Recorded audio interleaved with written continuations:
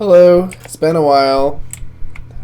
Thanks for coming back to my channel after 7 years of not making a video.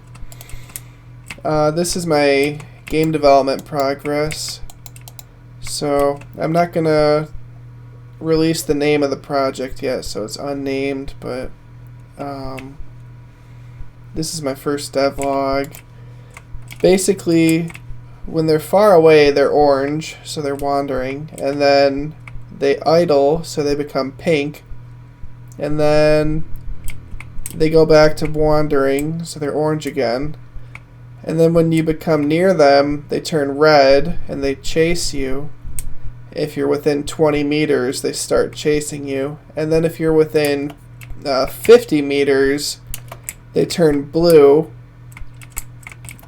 so they leash back to their original position if they're blue after chasing you. And then if they get within 5 meters while they're chasing you, they turn green and they attack you. And then pink to go on cooldown for their attack. And white to dash while they chase you. There's a cooldown on the dash, so that's to make it so it's not as easy to just clump them up and kill them. They can dash and dodge your attack randomly. I'm gonna make it so they can teleport too as well and do other fun mechanics. I'm gonna be inspired by Black Myth Wukong, other bosses, and League of Legends for all their abilities. I'm gonna just look at what else I can do with this enemy AI. And yeah, there's levels on the bottom. You get 50 experience for every kill that you get. And when you fling a cube at them, they become yellow because they're physics objects. Because right now, every enemy is a navigation agent, which targets on a navigation mesh to a point. So when they're chasing me, they're targeting the player position. And then when you throw a rigid body at them, like a cube, or a yellow enemy, because when they're yellow, they're physics objects, so they're rigid bodies when they're yellow. And then it combos, so you can get them in a clump, and the yellow enemies collide with the other enemies and causes them to turn yellow too, and it just creates chaos. And then when they're black, they're dead. So yeah, that's what I got so far. Stay tuned. I'm going to add spacing so that they raycast around themselves, and have weighted raycasts so that they what's the word? They navigate around objects and don't clump with each other as much, so they'll have a personal space bubble.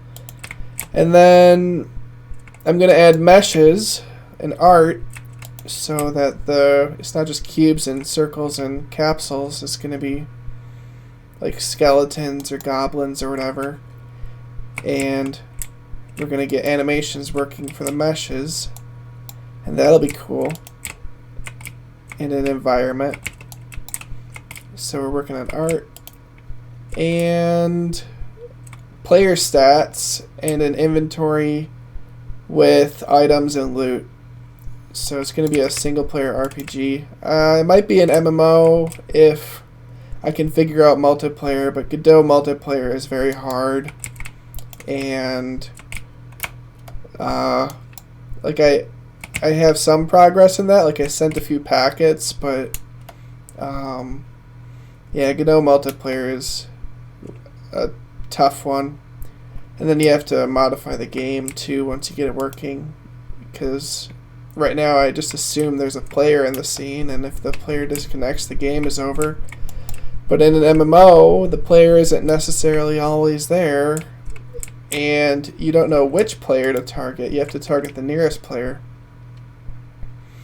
So, and you can switch based on threat and all that. So yeah, it'll be interesting if I make this an MMO. That's the goal. But I'll be happy with a single-player RPG as well. I'll be happy with anything, really. I'm just having fun. So, yeah, thanks for tuning in, and share with your friends, subscribe, comment. I'm really interested in your feedback and what features I should add from here.